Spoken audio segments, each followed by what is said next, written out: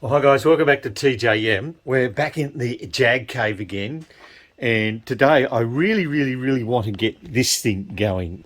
This is our 1976 XJ6 Series 2 that hasn't gone for 10 years, that wifey calls a heap of shit or a shit box.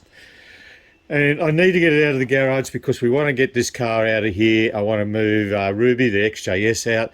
I want to bring the Series 1 down, and I want to get this thing up on the four-poster. But until we get it started, it's not going to happen. So let's see what we can do to get it going.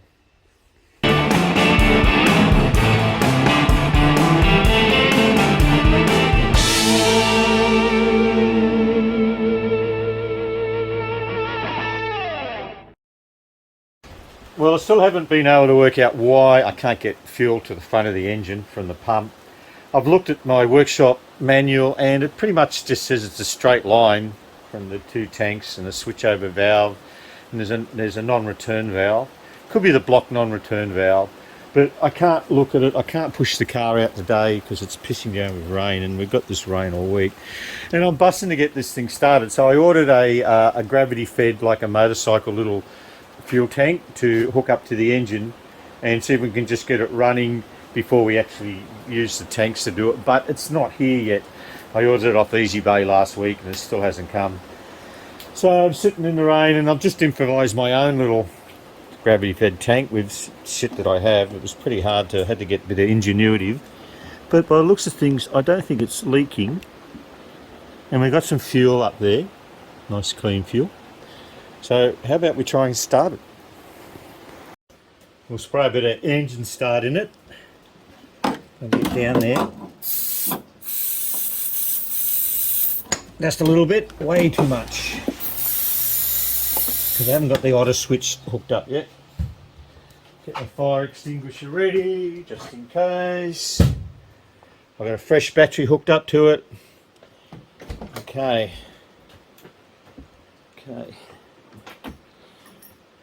Show the lightning. This is not going to fall, is it? Probably.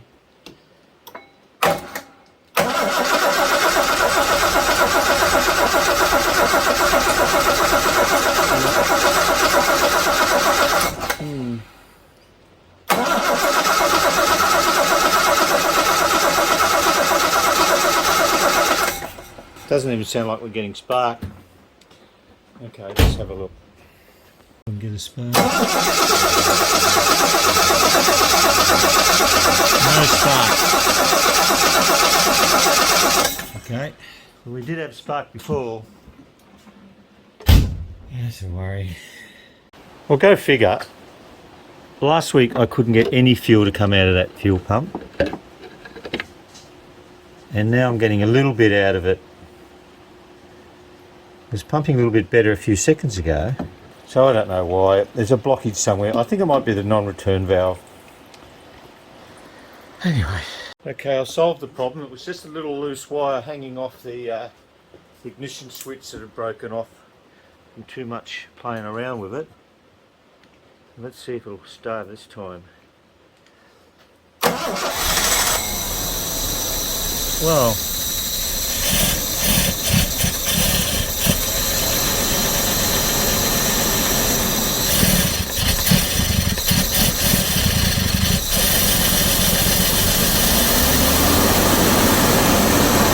Wow.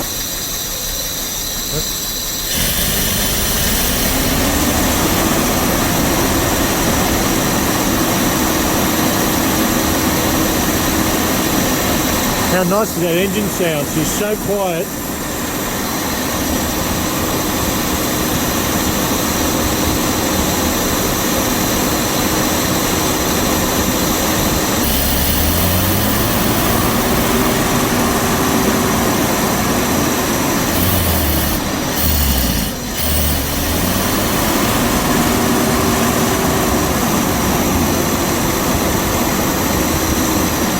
I can't believe it's actually just idling. It's just...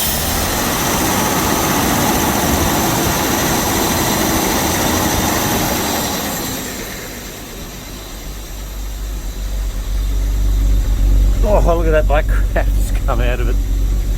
It's like water. Probably condensation. but she's running on all 6. Lovely and quiet. Uh-oh. She's buying some shit out of it. First start in 10 years. How smooth is that?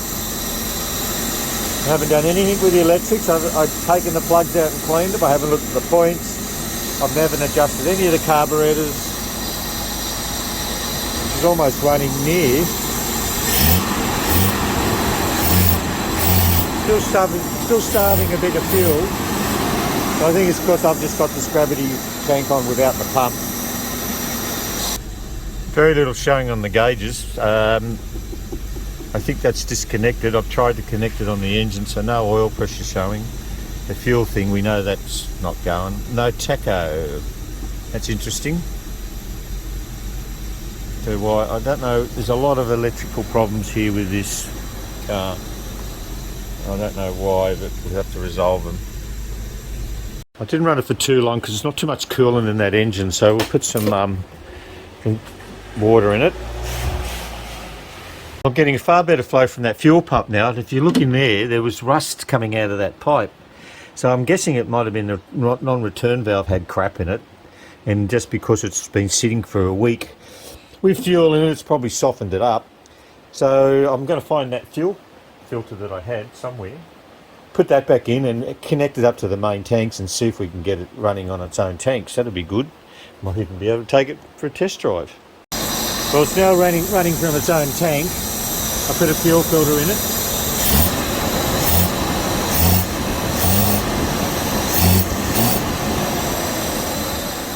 Seems to be running okay. Temperature's going up, which is a good thing. We can keep an eye on that. Absolutely no power steering. Let me have a look why. Not even a groan. So that's no good. Well, that's really empty. So we'll put some fluid into that. Well, I'm going to do some real power steering fluid, which is probably just the same as ATF, automatic transmission fluid, but it does have stop leak. So I'm hoping it will. If this does have a leak, it'll slow it down a little bit.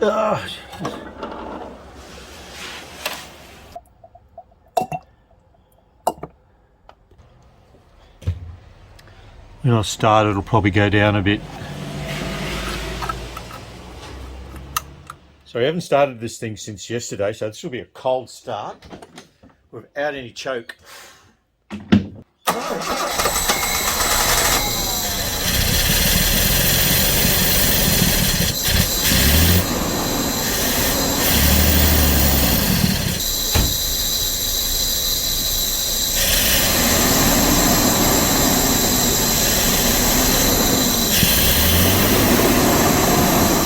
Now let's see if we can back it out of the garage. It'll be its first move under its own steam in 10 years.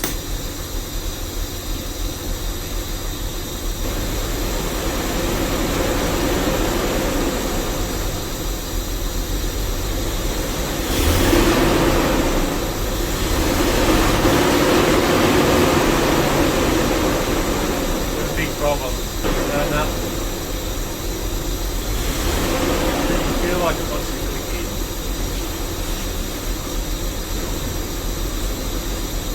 That's a worry. Check the fluid. I thought it had fluid in it.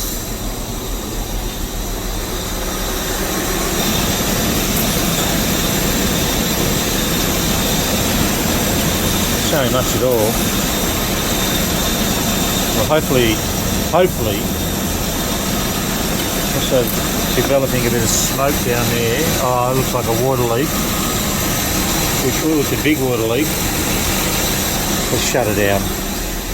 Where's that water leak coming from? Looks like it's coming from that hose there, either from the not too serious. We'll have a look at that first, but we'll just put some ATF fluid in the gearbox and see if we can get these gears working. Otherwise this thing's going to be a complete waste of time. I'm not going to put another gearbox in it. We'll have to see. These BW66s are pretty tough gearboxes. I haven't seen too many of them fail in my life.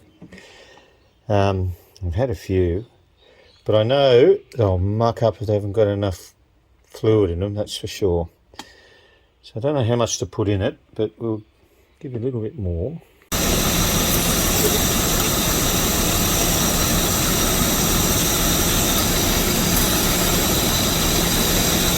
Still only just showing a little bit.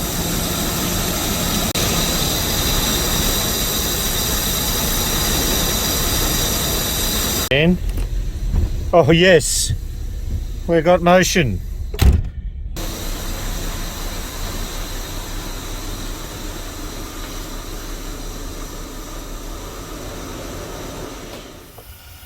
Yeah, I think that rear hose is cracked there, that heater hose is cracked.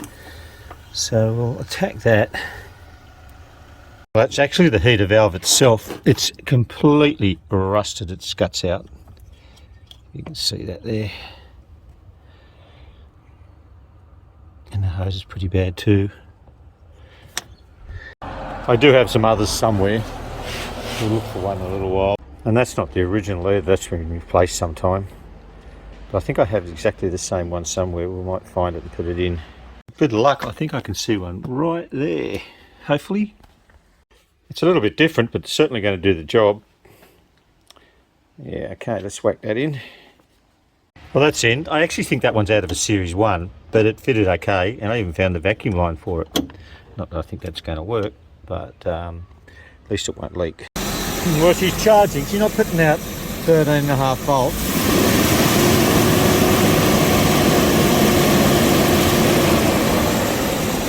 She is actually charging. All connected down there. Yeah. Okay, we've got forward. We've got brakes. We've got reverse. We're going pretty good here. Brakes feel okay, considering they haven't even been looked at yet. I'll get that tacho going, and this, we've got a little bit of oil pressure showing, and that's not showing full 13 volts because it's not getting full 13 volts. Temperature gauge is working. Been running now for about 10-15 minutes. It hasn't overheated yet.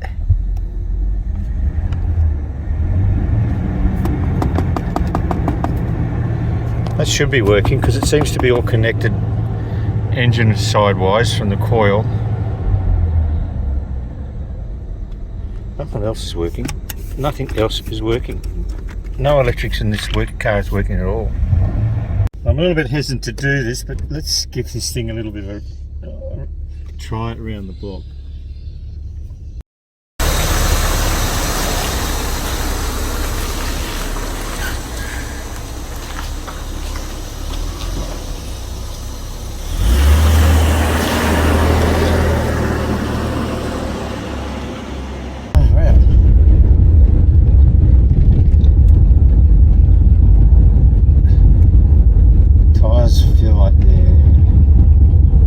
Rectangle. Boom, boom, boom, boom, boom, boom, boom. I don't know why it's doing that. It's certainly warm in this car. So that heat must be going.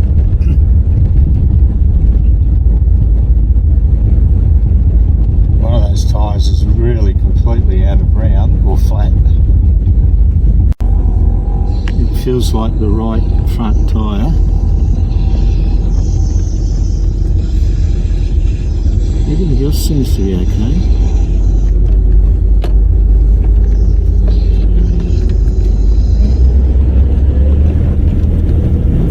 It's pulling nicely. I did have oil pressure earlier, I don't have it now. Gee, what's wrong with that tyre? Feels like the front right. But, how good's this? First drive in 10 years. I didn't think I was going to... Oh, it's come out of it a bit, that boom, boom, boom. I don't want to go too far in it because I just don't want to break down and have to get someone to have to pull me back again. Power steering's good now since I put that fluid in it. Gearbox is changing quickly nicely because I put more fluid in it. All good.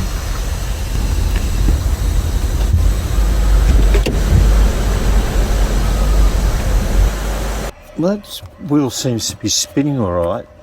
I think this must be a real flat spot in that tyre if I'm sitting for 10 years, because it was going bump, bump, bump, bump, bump. But there's no movement in it. Oh, a little bit, but nothing serious. Yeah, so it must be just a bit of a flat spot. It'll wear itself out after a bit. Well, now we have the shitbox running. Perhaps it's probably time to change its name now, but I don't have one. Maybe someone give me some ideas of what we're going to call Red. Call it Red. We're going to put it up on the 4-poster to give it an oil change the brake fluid, and just check out underneath and see what it's like. So we've got to get the white one down, the Series 1 down. We've got to move Adelaide, and I've also got Ruby out the other side there, and just do a big car shuffle. So that's going to take a little bit of time, and then we'll get stuck in this old girl and just see how bad she is underneath it.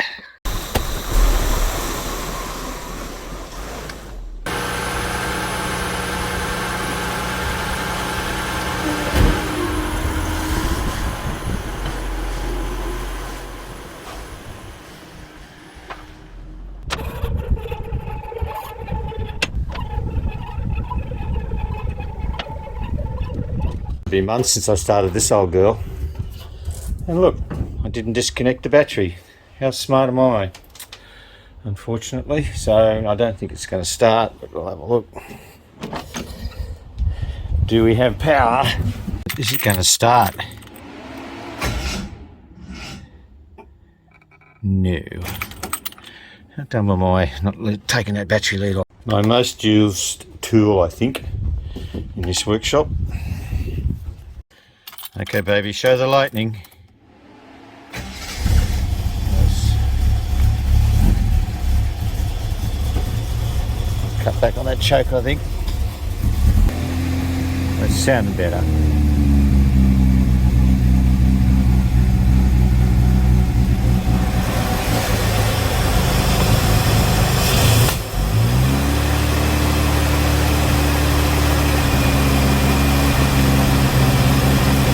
Well, that was pretty ugly.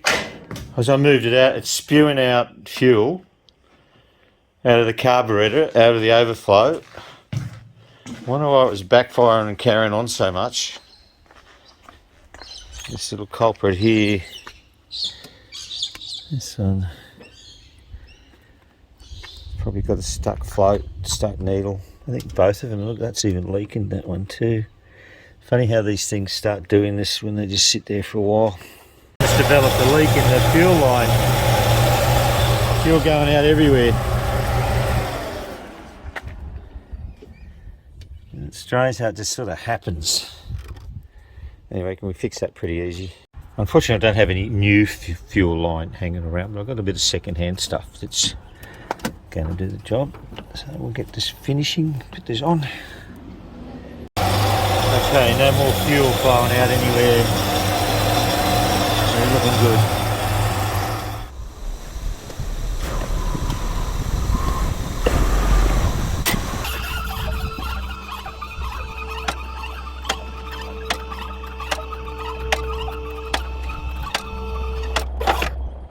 It's always a bit of an effort to do all that car swapping, but it at least I get them started, and because they haven't been started for a while, and move them around. Anyway, we got this thing up on the 4-poster. Let's have a look underneath it. We know we've got rust. The exhaust is really quiet. There's no noise there. Obviously we've got rust. Shh. We're looking at the back here. A lot of oil, build up, grease. I'm really impressed that these brakes are working so well, and by the looks of them, they're not in too bad order. They haven't been done for a while, but there's plenty of pad in there. There's not leaking. It's had new shocks like quite a few years ago, but it's nice and solid on the road. It's all complete. All the dust covers are there for the uni joints. They look like they've been greased up regularly over years. In fact, there's so much grease on the back of this thing, I don't think I'll have to worry about greasing it. I would like to change that diff oil though.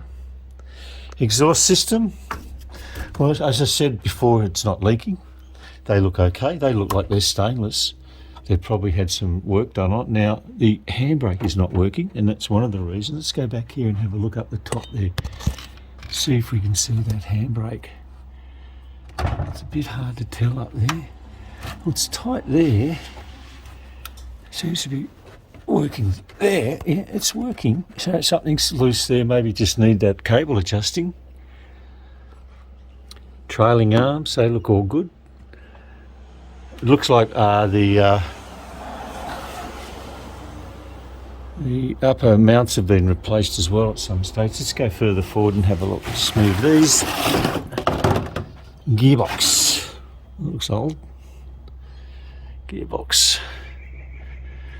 Not too much oil dripping from it. And even though that I had to put nearly 2 litres in it, I can't see where that oil's been dripping because it's reasonably dry. No worry about that. Now, why is that so loose and not working? Because that's actually making that handbrake work. So I'll have to look at that. I'm not real familiar with how those things really work that well. Get rid of that. Should be jacked up a few times.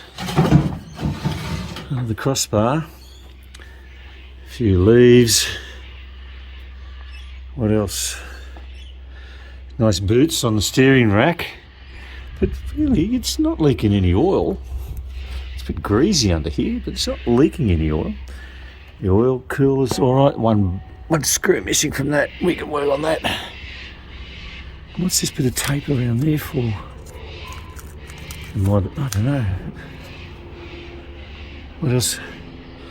Looks like it's had springs in it. Front springs. Those shockies obviously have been replaced. Front brakes, well, how would you know?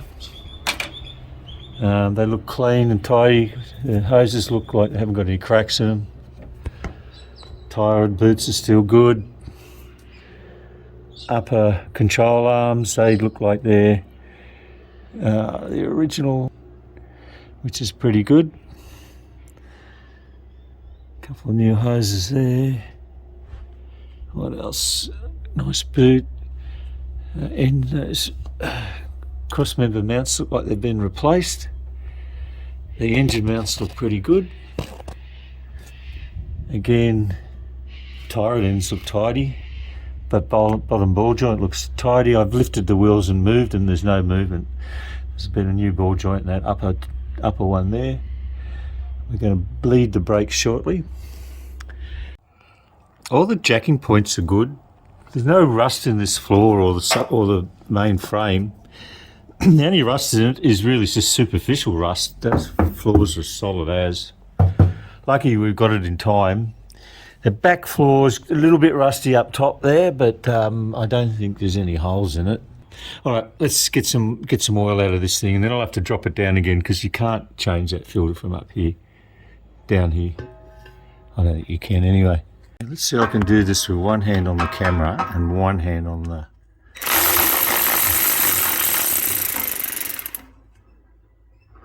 I'm getting good at this. Look how black that oil is. Oh my God, that's dirty. Okay, let's see if we can find an oil filter for this thing. I'm pretty sure I've got some up here somewhere. Yeah, I bought a new one, and I think I've still got an old one here somewhere. I think that's the job. And it's got a bolt on the top of it, a nut on the top of it too, so it'll be easy to put on and off. Yeah, a little bit more weight reduction there. Doesn't look too bad. We can work on that. Well, we've run into a bit of a problem. And I think it's because these are not the original carburetors. The choke mechanism pipe is hard up against that. Hard up against this oil filter, and that's ridiculous. That's just stupid. You can't, for start, you couldn't get a strap around it or anything to remove the filter. And even if you had it removed, turned, you won't be able to get it. I won't be able to get a new one in, I don't think. Able to move that manifold pipe off the auto switch and just pulled it over enough. And that may just give me enough space to get my strap around that oil filter. Let's try it. So I have my removal tool strapped around it now. So, and it look, I think it turns pretty easy. Well, I finally got it out. That was a real bitch to get it out. And this one's even taller again, and I'm going to have trouble with either one of these because I ain't got much room, bro. Well, eventually got it in. It wasn't too hard putting the filter back in. The hard bit was lining this vacuum line up that leads to the choke back into its housing, because it's pushing up hard against that bloody oil filter. So I didn't want to cross thread it to going in there, but we got it in there nice and tight without cross threading it. But it's still pushing hard there, so to remove that filter you always have to take this off now, but I won't be doing it again. In our old block of units that we lived in, we used to have a hoarder that lived there, and he used to hoard some great stuff, and he had quite a few of these 4 litre. They're new, it's new oil but old, in his shed when we cleaned it out. So I've still got a couple left. There's 8 litres there. They're not even the same. One's a 20W50 and the other's a 20W40. But it's going to be good enough just to clean that engine out before I don't want to waste $100 and put some Penrite HP30 in it just yet. Let's give it a run with this stuff. Because of the overhead cams in these things, it's very hard to get a funnel.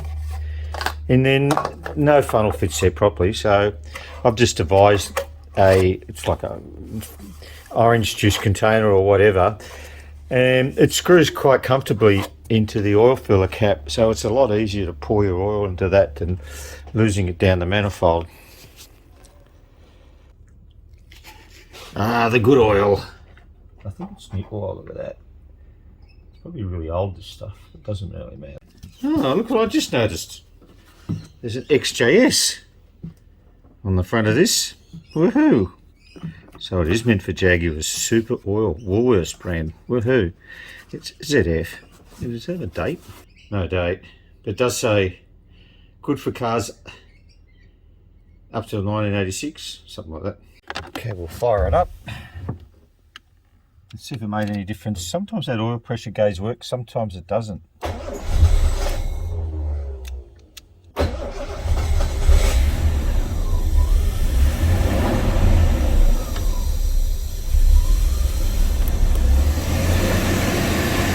It's not working again. It was working. Not working now. Not moving at all. I wonder if I knocked the wire off it when I did that oil filter. Oh, it must have a mind of its own. It's decided to come up.